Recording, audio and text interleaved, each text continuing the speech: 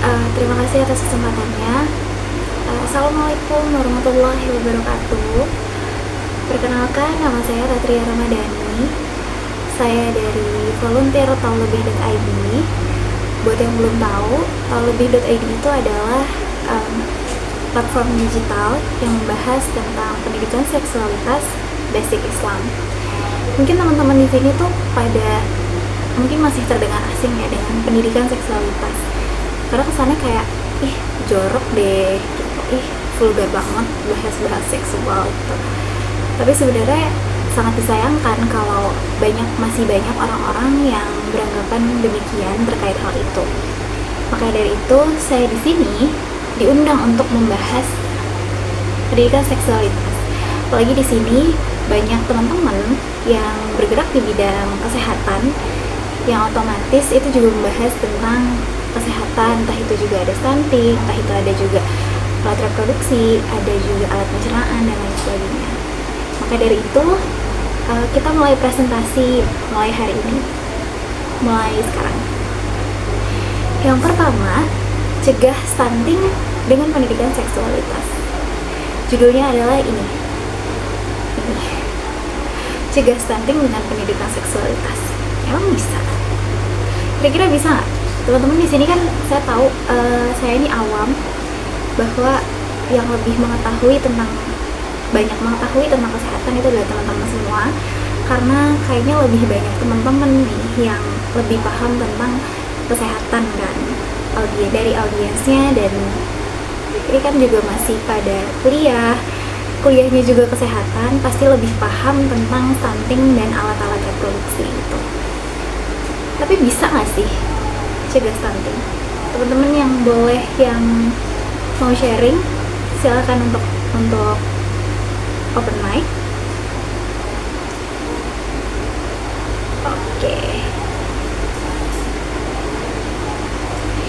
Oke, terima kasih atas narasinya.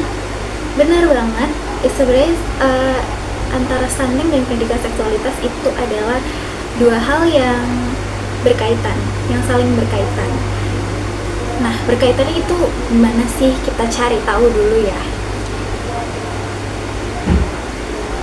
Sebenarnya apa sih stunting itu?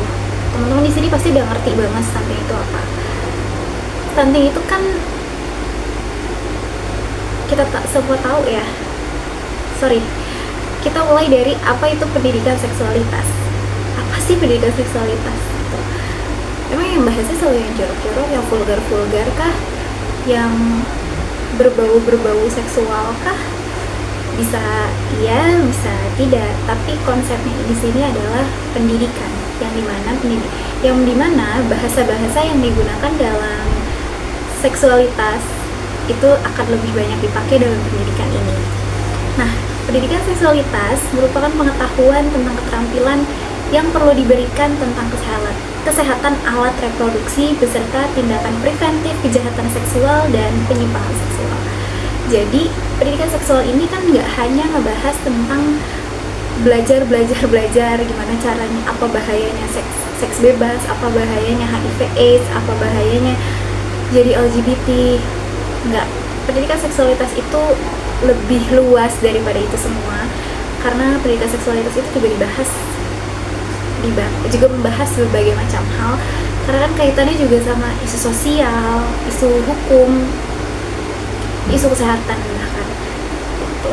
Nah, sampai sini udah dapat dipahami ya pendidikan seksualitas itu apa. Itu adalah pengetahuan dan keterampilan yang perlu kita edukasi tentang alat reproduksi, alat dan tindakan preventif dari kejahatan seksual maupun penyimpangan seksual. Nah, untuk siapa sih pendidikan seksualitas ini untuk siapa aja sih? Nah, yang pertama itu ada remaja usia rentang, sekitar umur 10-19 tahun. Kenapa kok umur segitu gitu? Ya karena rata-rata remaja itu mulai pubertas di usia segitu, usia 10-19 tahun. 19 tahun? Iya, karena 19 tahun itu masih mengalami yang namanya pubertas. Masih ada yang baru mengalami pubertas, ataupun memang uh, semakin menggebu-gebu nih masa-masa pubertasnya, seperti itu. Kemudian balita harus belajar pendidikan seksualitas. Itu belajar apa sih kira-kira? Nah, balita, karena ini pendidikan, basicnya itu pendidikan, dan pendidikan itu diperlukan dari anak usia dini, sedini mungkin kalau bisa.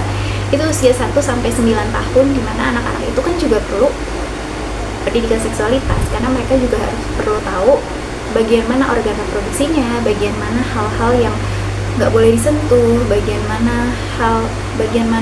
bagian tubuh mana yang perlu kita rawat dan sebagainya, dan diperkenalkan tentang alat-alat reproduksi gitu. Jadi biar ketika umur 10-19 tahun itu mereka nggak kaget-kaget banget, karena hal-hal yang kayak gini udah mereka dengar sebelumnya untuk pendidikan mereka. Dan ini tuh juga kalau usia-usia balita ini berarti kan juga apa? Berarti juga tahu dong bagaimana cara cebok. Terus kalau misalkan mereka dilecehkan atau ada sesuatu yang menyimpang dari hormon mereka dan lain sebagainya, mereka juga harus tahu di usia balita, yaitu 1-9 tahun. Kemudian yang ketiga, usia dewasa. Ya harusnya dewasa loh. Dewasa kan harusnya udah hatam dong tentang pendidikan seksualitas, karena kan udah emang ini ranahnya mereka. Tapi sejatinya usia dewasa itu juga perlu, karena kan untuk kebutuhan biologis mereka. Kemudian untuk deteksi penyakit-penyakit, kalau misalkan ada virus atau penyakit menular seksual, mereka bisa langsung identifikasi dari awal. Kemudian bagaimana caranya mereka tetap melakukan tindakan preventif dan lain sebagainya. Seperti catcalling, itu kan juga salah satu gimana sih caranya kita melawan bereaksi terhadap catcalling dan sebagainya. Dan itu di antara usia 19-59 tahun. Tapi pada hakikatnya usia 19-59 tahun ini pada hakikatnya memang segala umur pun akan selalu perlu yang namanya edukasi seksual. Ya tahu perlu yang namanya pendidikan seksualitas gitu. Karena untuk apa? Biar tahu deteksi dini penyakit-penyakit seksual, kemudian penyakit-penyakit di alat reproduksi, kemudian juga tahu tindakan-tindakan preventif yang harus dilakukan ketika kita mengalami pelecehan seksual ataupun kekerasan seksual. Seperti itu. Kita lanjut dulu ya ke slide berikutnya. Pembahasannya apa aja sih? Nih, yang pertama itu ada kesehatan, ada psikologis, dan tindakan preventif. Yang pertama nih kesehatan, karena tadi saya udah menyampaikan kalau di sini banyak anak-anak kesehatan, kayak hampir semua ya anak-anak kesehatan. Nah itu menyangkutnya apa? Kesehatan ini menyangkut dengan organ reproduksi, alat pencernaan, sampai hormon. Kok alat pencernaan masuk? Ya iya, karena kebetulan manusia ini diciptakan alat pencernaannya ini agak dekat dengan alat reproduksi. Nah jadi itu harus menjadi awareness bagi kita kalau keduanya itu adalah saling berkaitan dan harus kita jaga. Kemudian juga gimana caranya untuk mengatur hormon bagi teman-teman yang mau menikah, mungkin mau terus mau punya anak, mungkin bisa diketahui nih lewat pendidikan seksualitas, seperti itu. Kemudian psikologis emang maunya apa nih? Pendidikan seksualitas kok ada basic psikologisnya juga. Nah, psikologis ini bahas tentang ketertarikan manusia, entah itu sesama jenis atau sesama lawan jenis, dan kemauan manusia untuk mendapat perhatian dan rasa kasih sayang dari situ. Gimana caranya manusia ini mengekspresikan rasa sayang dan rasa perhatiannya itu seperti apa supaya tetap pada jalur yang aman gitu. Jadi kaitannya nih sama psikologis sih agak erat ya. Jadi melahirkan tindakan preventif. Nah, tindakan preventif ini apa aja sih? Pencegahan agar tidak terjadinya penyimpangan dan pelecehan. Nah, ini gimana caranya kalau misalkan gimana nih pencegahannya itu bisa dari kita jangan seks bebas, dari basicnya dulu aja. Kita jangan seks bebas, kemudian kita cuci membersihkan organ reproduksi kita dengan benar. Kemudian juga kalau misalkan kita udah mulai ada rasa suka nih, gimana caranya supaya kita tuh nggak melampiaskan hasrat kita yang berlebihan kepada lawan jenis biar nggak terjadi hal-hal yang tidak diinginkan atau kelewat batas seperti itu gitu. Nah penyimpangannya gimana nih? Nah, kan tadi di psikologis tuh udah dibilang kan kalau misalkan rasa ketertarikan itu ada di lawan jenis dan ataupun sesama jenis. Nah, itu ada dua, reaksinya itu gimana dan melampiaskannya itu gimana. Nah, itu gimana, tapi supaya tetap di jalur yang semestinya sesuai norma. Nah, kita ke garis besar materi. Teman-teman pasti pada tahu kan stunting itu apa? Ya dong, pasti tahu. Jadi stunting itu adalah sebuah kondisi ketika tinggi seorang anak tidak sesuai dengan usianya yang diakibatkan oleh kurangnya nutrisi dalam jangka waktu yang panjang, bahkan bisa sejak dalam kandungan. Sebenarnya indikasi stunting itu banyak banget ya, nggak cuma kayak dari bentuk tubuh itu, enggak, dari berbagai sisi itu juga bisa dikategorikan, bisa difaktorkan sebagai stunting, bahwa itu stunting gitu. Itu stunting bisa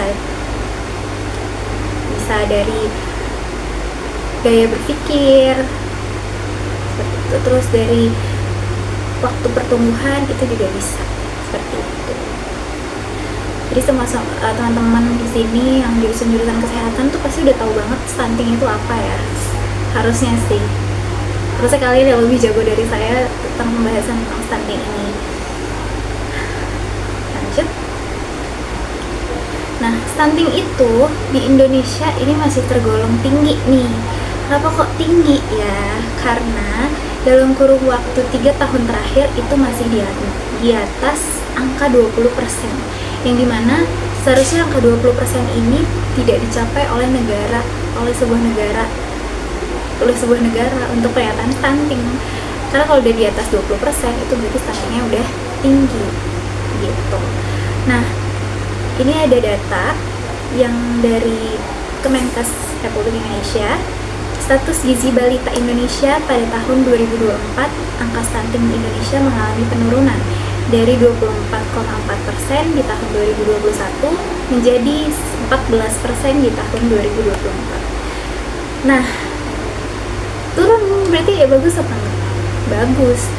Tapi kita perlu ketahui bahwa angka 14% itu kemungkinan akan masih terus bertambah kalau tidak adanya edukasi seksual sejak dini. Kenapa tuh? Jadi makanya kita jangan terlalu berbangga ya atas penurunannya angka stunting di Indonesia gitu, karena gimana pun juga angka ini tuh bisa bertambah, bisa berkurang, mungkin bisa stagnan juga, tapi yang namanya stunting itu berpengaruh sama kemajuan sebuah bangsa dan sebuah negara gitu, dan berpengaruh juga sama angka harapan hidup kita di Indonesia ini. Kita next dulu ya. Nah, ini biar anak-anak yang nggak stunting tuh mesti gimana terusnya? Nah, pemenuhan yang paling utama itu adalah pemenuhan gizi seimbang untuk mencegah stunting. Gimana sih tuh mencegah stunting gitu? Nah, caranya adalah dengan makan makanan bergizi dan minum vitamin tablet tambah darah, kemudian minum asam folat, vitamin asam folat, kemudian hindari junk food. Terus prioritas utama itu adalah pencegahannya adalah dari kesiapan seorang ibu, baik sebelum menikah ataupun saat kehamilan. Jadi untuk para gadis-gadis nih yang mau punya anak, persiapkan bukan dari kalian menikah, tapi dari kalian masih gadis gitu. Jadi kalian harus menjaga pola hidup yang sehat, terutama makan makanan yang bergizi juga. Kurang-kurangin deh tuh makan seblak, gacoan, segala macam itu nggak usah deh. Nggak dulu, jangan dulu ya. Kalau kalian mau punya anak. Tuh. Terus minum asam folat. Asam folat itu apa sih? Ya itu vitamin. Jadi asam folat ini itu yang membentuk fisik dari si janin. Jadi supaya untuk mencegah lahirnya janin cacat. Kemudian jangan lupa, jadi wajib banget karena setiap perempuan ini kan masih menstruasi. Jadi otomatis mereka akan kekurangan darah, bisa jadi kurang darah, bisa anemia, bisa darah rendah dan segala macam. Itulah makanya pentingnya minum tablet tambah darah setiap bulannya, dan setiap kalau tidak lagi menstruasi minumnya seminggu sekali. Kalau sedang menstruasi minumnya setiap hari. Tuh. Jadi insya Allah itu akan mencegah terjadinya anak lahir stunting. Karena kan jadinya ibunya ini punya asupan darah yang cukup, kemudian ditambah lagi darahnya ini sehat gitu, dan itu adalah mencegah terjadinya stunting. Nah, kenapa sih stunting ini harus dipersiapkan banget, bahkan ketika sebelum menikah? Nah, karena langkah preventif itu lebih baik daripada langkah kuratif. Jadi ada istilah yang namanya mencegah daripada mengobati, dan itulah yang ditanamkan untuk para perempuan yang mau punya anak. Lebih baik kalau mau punya anak ini, cegahlah anak kalian terlahir stunting dengan cara yang tadi, pemenuhan nutrisi sebelum menikah gitu. Nah, kenapa sih langkah preventif ini kan jauh dipandang jauh lebih penting daripada langkah kuratif gitu, daripada setelah bayi lahir? Karena kalau misalkan bayinya udah lahir, itu untuk diobati atau ditangani itu akan lebih susah, dan kemungkinannya bayi akan tetap stunting, mungkin lebih parah dari stunting, mungkin cacat. Kemudian juga angka prosentasenya untuk sembuh atau kondisi stuntingnya lebih baik itu hanya mencapai 6% di Indonesia. Jadi lebih baik apa? Lebih baik mencegah daripada mengobati. Nah, startnya dari kapan? Dari ketika gadis gitu. Kemudian lebih lanjut lagi, hubungan seksual di usia dini akan menyebabkan stunting. Masa iya hubungannya itu apa gitu? Hubungannya itu akibat pernikahan dini, bukan cintanya yang terlarang. Lanjut. Tapi beneran pernikahan dini itu sama sekali nggak direkomendasikan ya. Karena kan berarti tuh, karena dari si ibunya sendiri pun juga kayak belum sesiap itu untuk menjadi seorang ibu ya. Bahkan dari ayahnya pun, jadi seorang ayah pun juga belum sesiap itu, karena dia masih kecil. Mereka siap apa gitu untuk punya anak kecil juga gitu. Dan itu juga berpengaruh sama kecukupan gizi si bayi gitu. Karena kalau misalkan di usia yang masih minor, kecukupan gizi mereka itu belum sempurna, dan mereka cenderung masih banyak yang mengalami fase pertumbuhan gitu. Jadi gizi yang disalurkan dari si ibu itu tidak sempurna untuk disalurkan kepada bayi gitu. Itulah kenapa diperlukannya kesiapan dari para calon orang tua dengan perencanaan yang optimal gitu. Itulah hubungan seksual. Jadi kita bahasnya hubungan seksual ya. Jadi kalau misalkan di luar pernikahan sudah berhubungan seksual, itu lain cerita. Tapi resikonya kita semua sudah tahu ya. Ya makanya di dalam hubungan seksual, di dalam pernikahan aja masih banyak anak-anak yang terlahir stunting, apalagi hubungan yang di luar pernikahan gitu. Kita lanjut lagi ya. Oke. Terus apa kaitannya sih pernikahan dini sama pencegahan stunting gitu? Jadi gini, lebar tulang panggul perempuan akan mencapai ukuran ideal selebar 10 cm dia ketika umur 20 sampai 21 tahun. Itu tulang panggulnya itu melebar karena di situ sudah mulai sempurna organ-organ reproduksi kita gitu. 20 sampai umur dan itu terjadi di umur 20 sampai 21 tahun. Nah, sedangkan lebar diameter kepala bayi itu berkisar 9,2 sampai 9,7 cm. Jadi kalau misalkan pernikahan dini di bawah usia 16 tahun, misalkan mereka melahirkan di bawah usia 20 sampai di bawah usia 20, misalkan mereka melahirkan di usia 16 tahun, nah itu otomatis tulang panggulnya itu belum sempurna untuk belum terbuka gitu, belum lebar. Nah itu di situ banyak terjadinya resiko dari mulai pendarahan, dan mungkin kemungkinan yang lebih parah adalah bayi bisa terlahir cacat gitu. Itu yang lebih parah. Itulah kenapa usia menikah itu berpengaruh sama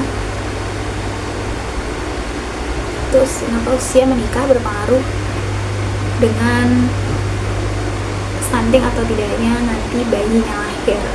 Seperti itu. Jadi jelas ya, pernikahan dini itu bukan serta-merta untuk mencegah zina, enggak. Kan mencegah zina itu dari puasa juga bisa, dari mendudukan pandangan juga bisa, dari melakukan kegiatan-kegiatan positif juga bisa gitu. Yang penting jangan mendekati zina aja sih gitu. Otomatis kalau udah jangan mendekati zina, semua maksiat kayaknya ke-skip gitu ya. Jadi jangan stop pernikahan dini. Lanjut. Terus gimana jadinya? Nah, jadinya gimana untuk mencegah stunting ini? Balik lagi ke pendidikan seksualitas yang dari tadi kita bahas. Pengetahuan kesehatan reproduksi harus juga diketahui para perempuan ketika usia remaja. Bahkan kan tadi udah dibahas juga, bahkan usia balita seharusnya mereka udah tahu, diajarkan tentang pendidikan seksualitas. Memang benar, tapi kan memang basic itu kalau balita kan memang basicnya aja. Kalau dewasa yang memang sudah hatam lah ya ibaratnya. Nah terus apa yang harus diajarin? Nah, diajarin itu tentang kesehatan reproduksi, dan itu mencakup pengetahuan kesehatan fisik, mental, dan sosial. Tuh, jadi diajarkan gimana nih caranya kalau misalkan haid nggak lancar, itu termasuk apa ya. Kemudian fisik gue nih, pinggul gue kayak kecil banget gitu, itu kenapa ya? Nah itu salah satunya dicari tahu dan dikasih tahu, diajari awareness mereka, awareness tentang itu semua gitu. Kemudian yang kedua itu kasih tahu pengetahuan tentang penyakit menular seksual lainnya lengkap, kayak efek yang ditimbulkan apa, kemudian ini bisa sakit gara-gara apa, kemudian juga jadi gara-gara apa ya, gue diapain ya gitu, kasih tahu juga itu gara-gara apa. Jadi biar mereka semakin sadar bahwa berhubungan seksual di usia dini itu resikonya tuh banyak, gak hanya merugikan kita aja, tapi juga merugikan mungkin generasi yang akan lahir berikutnya. Seperti itu teman-teman. Kemudian mengetahui dan menghindar dari kekerasan seksual. Kalau misalkan diantara teman-teman ada yang punya pengalaman kena kekerasan seksual, misalkan dipukulin di bagian organ-organ reproduksinya, kemudian gak hanya itu, kalian juga mungkin ada yang pengalaman gak enak berkaitan dengan kegiatan seksualitas, itu juga harus dikasih tahu, dan gimana sih caranya biar terhindar dari itu semua gitu, terutama di perempuan ya. Kemudian pengetahuan tentang pengaruh platform media dan isu-isu sosial terhadap aktivitas seksual. Nah, informasi ini udah merebak banget ya di mana-mana teman-teman, dan kita tuh harus tahu isu-isu sosial apa yang lagi ada. Oh, ternyata pelecehan seksual itu nggak hanya dipegang-pegang doang, tapi catcalling juga salah satu termasuk pelecehan seksual gitu. Dan sentuh-sentuhan itu bukan pelecehan seksual, tapi ternyata sentuh-sentuhan di daerah tertentu itu adalah, dan kita nggak mau disentuh juga, itu adalah salah satu pelecehan seksual. Jadi kita harus cari isu-isu sosial, tetap update sama isu-isu sosial, bahkan isu-isu kesehatan tentang, misalkan kalau untuk ibu hamil ini harus paham bahwa harus tahu gimana ya dapat vitamin asam folat gitu. Jadi harus tahu juga yang gratis gitu. Kemudian untuk para gadis juga mau deh vaksin kanker serviks, HPV, vaksin HPV namanya itu, mau deh itu biar kita terhindar dari kanker serviks gitu. Kemudian gimana nih meningkatkan keterampilan komunikasi khususnya mengenai kepercayaan diri. Tahu-tahu kepercayaan diri ya. Nah, kenapa tahu-tahu kepercayaan diri? Karena kaitannya ini sama gimana kalian menjelaskan sesuatu ke, misalkan kalian nih ngerasa sakit banget kalau haid. Nah, gimana caranya nih haid gue menjelaskan ini ke dokter gitu. Haid gue nih sakit banget nih kalau misalkan haid gitu, bahkan darahnya tuh keluar banyak banget gitu. Nah, itu harus dijelaskan ke dokter dengan percaya diri, bukan dalam artian bangga gitu, enggak, tapi dengan penuh keyakinan kalau iya dokter, saya nih sakit gitu. Jadi supaya dapat penanganan yang tepat dari yang lebih ahli seperti itu. Jadi kesimpulannya, sebelumnya ada pertanyaan dulu dari teman-teman semua.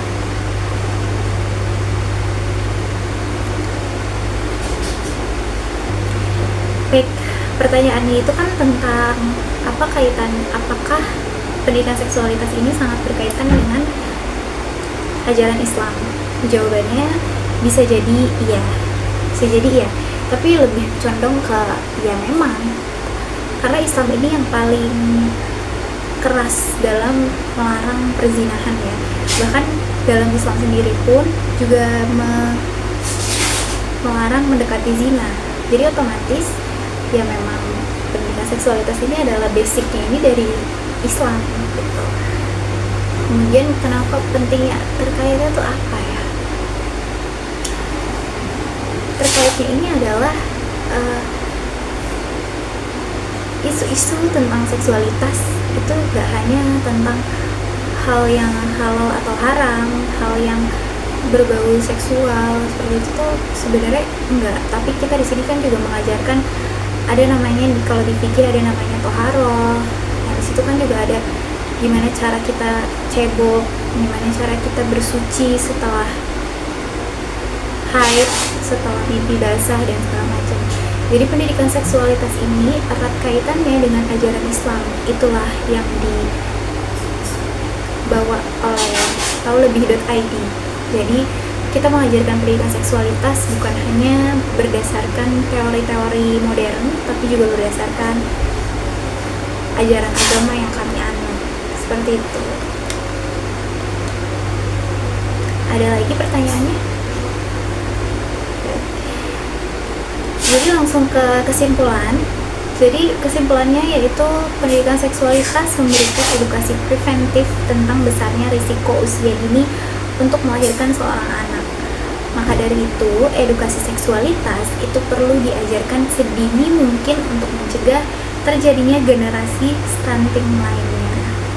Gitu. Jadi buat teman-teman khususnya yang perempuan, kalau misalkan kalian ada rencana untuk punya anak, untuk berkeluarga dan terus punya anak, kalian persiapkan, bukan dari ketika kalian menikah, tapi ketika kalian masih gadis. Caranya gimana? Ya itu tadi yang sebelumnya udah dijelaskan. Makan makanan bergizi, kemudian minum tablet tambah darah, kemudian juga minum asam folat gitu, olahraga yang cukup. Intinya pola hidup sehat sejak masih gadis gitu. Karena itulah modal utama menjadi seorang ibu. Kalau ibunya sehat, otomatis insya Allah anaknya sehat. Terima kasih atas perhatian teman-teman semua. Saya berharap akan banyak ilmu yang kalian serap atas presentasi pada malam hari ini. Dan itulah yang dapat saya sampaikan. Billahi taufiq wal hidayah. Wassalamualaikum warahmatullahi wabarakatuh. Bye bye.